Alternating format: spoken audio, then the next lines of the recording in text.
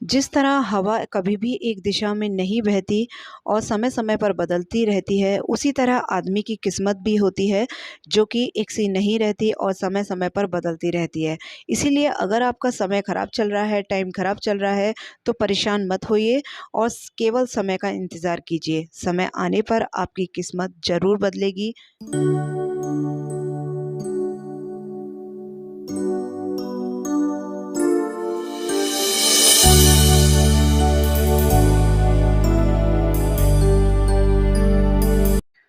तो चलिए आज करते हैं काम की शुरुआत। तो सबसे पहले आज पूरे हफ्ते की सब्जियां आई हैं। सबसे पहले हम इन थैलों को खाली कर लेते हैं और देखते हैं कि क्या आई है इन सब्जियों में। तो मैं क्या करती हूँ कि सारी सब्जियों को एक साथ पहले निकाल लेती हूँ और देखती हूँ कि क्या-क्या सब्जियां आई हैं और उनको अलग-अलग पहले सेपरेट कर लेती हूँ।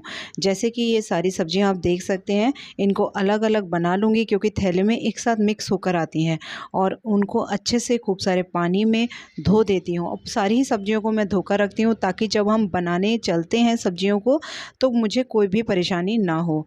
तो सबसे पहले मैं अपना यही सिंक जो है इसको साफ़ कर लूँगी, इसी में मैं सब्जियाँ वॉश कर लूँगी। और पानी की टंकी आप देख सकते हैं मैं बहुत ही हल्के चलाती हूँ ताकि एक्स्ट्रा पानी बिल्कुल भी वेस्ट ना हो और उतना ही पानी लगे जितना हमारी सब्जियों को ज़रूरत है।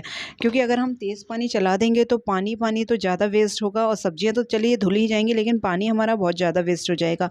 तो उसकी जगह हल्का पानी चलाइए और अच्छी तरह सारी सब्जियाँ धो के रख दीजिए। तो इस तरह से मैं एक जाली ले लेती हूँ, उसमें सारी सब्जियों को अलग धो लेती हूँ। तो ये सारी सब्जियाँ मेरी धुलकर तैयार हो चुकी हैं। अब ये थोड़ी देर इनका पानी निचोड़ेगा जब तक और काम कर लेंगे।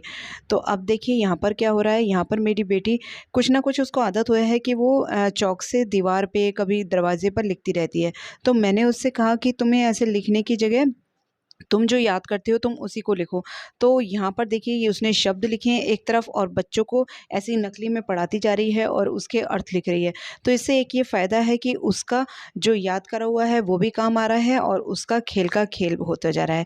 इसी तरह वो क्वेश्चन आंसर भी वो लिख लेती है, तो उसका खेल का खेल होता रहता है और उसका काम का काम हो जाता है। तो सारी सब्जियाँ धोने के बाद यहाँ पे धनिया पत्ती भी मैंने साफ़ कर ली थी। अब इसको स्टोर मैं कभी भी धनिये को धोकर नहीं करती हूँ।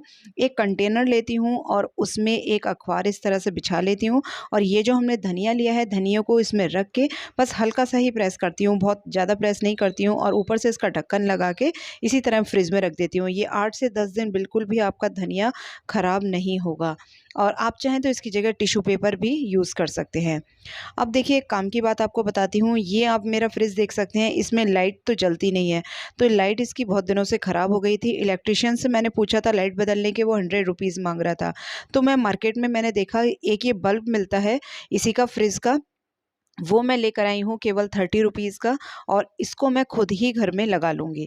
तो सबसे पहले आपको क्या करना है, ये आगे का जो ये स्टेप का लगा होता है इसको निकाल के और बस कुछ नहीं है, हल्के-हल्के इसको घुमाते जाइए और ये बिल्कुल एकदम सेट हो जाएगा एक ही बार में।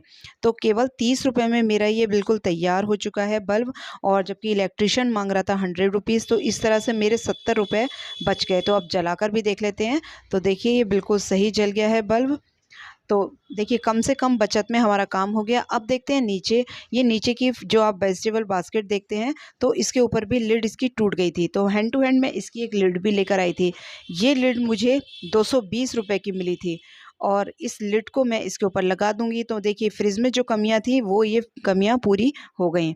तो है ना है बचत, आप बचत भी कर सकते हैं और अपना काम खुद जब हम करते हैं तो बहुत अच्छा सैटिस्फैक्शन हमें मिलता है।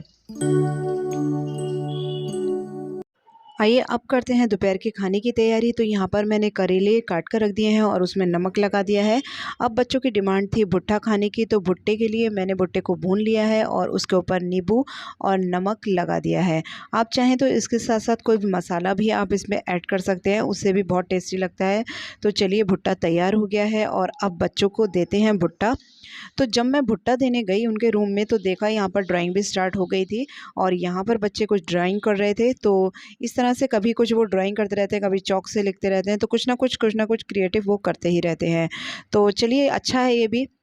और अब चलते हैं वापस से किचन में। तो किचन में यहाँ पर मैं आपको एक चीज़ बताने वाली हूँ कि यहाँ सुबह मैंने आटे के चीले बनाए थे और आटे के चीले का जो ये बैटर है वो बच गया था। तो इसको फेंकने की जगह अब मुझे दोपहर में आटा मलना था, तो मैं उसी बैटर को इसी आटे में मल लूँगी। तो देखिए हमारी चीज़ को कभी वेस्ट नहीं करना चाहिए, ख़ासकर अन्न को तो बिल्कुल भी वेस्ट नहीं करना चाहिए, क्योंकि अन्न जो है बहुत मेहनत से उगाया जाता है। किसान सारा दिन धूप में खड़ा होता है, तब जाके अन्न हम लोग खा पाते हैं।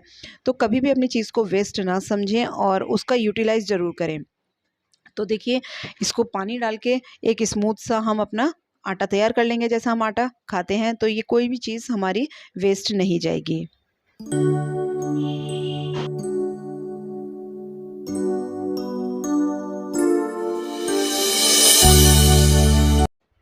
तो दोपहर की मोस्टली तैयारी खाने की हो चुकी है और उसमें मैंने बनाया है दाल, चावल और शिमला मिर्च की सब्ज़ी और सलाद काट के रख दिया है, आम काट के रख दिए हैं फ्रिज में। तो सारे खाना तैयार हो चुका है, बस ये रोटियां सेकनी मुझे है और साथ ही में अब बस गरम-गरम बच्चों के लिए खाना लगा दूँगी। तो आप देख सकते हैं सब्ज़ी है, दाल है, उसके साथ सलाद है और साथ में मैं अभी रखूँगी रोटी, और दाल में बच्चों के घी ज़रूर डालती हूँ मैं। और उसके बाद जब ये रोटियाँ वगैरह खा लेंगे तो उसके बाद मैं चावल दूँगी। तो इसी तरह हमारा ये लंच आज का तैयार हो चुका है। सो फ्रेंड्स, आपको वीडियो कैसी लगी? अगर अच्छी लगी हो तो इसे लाइक किए बिना बिल्कुल मत जाइएगा। Thanks for watching.